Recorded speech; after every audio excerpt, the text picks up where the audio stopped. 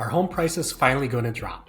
As the pace slows in our real estate market, the big question on everyone's mind is, are home prices about to take a dive? While hopeful buyers are crossing their fingers for a price drop, the outlook isn't looking as promising.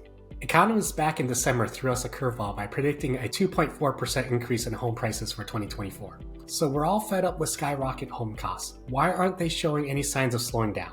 Turns out there are 3 reasons why our local housing prices are holding strong. They don't seem ready to budge.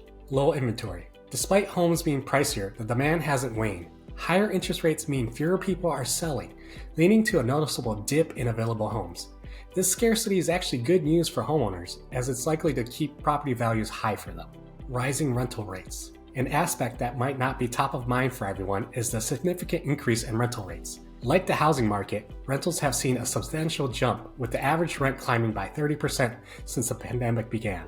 As rental costs continue to rise, buying a home and securing a stable monthly mortgage becomes increasingly attractive. The new homes shortage. The aftermath of the 2008 financial crisis left builders wary, resulting in fewer homes being built. This cautious approach has led to a prolonged shortage in new construction, meaning the supply of homes in our market remains limited, keeping prices up for the foreseeable future. So if you got any questions or curious about your home's value in this market, please give me a call at Miguel Garanza with RE/MAX Platinum, the Spotlight Home Team.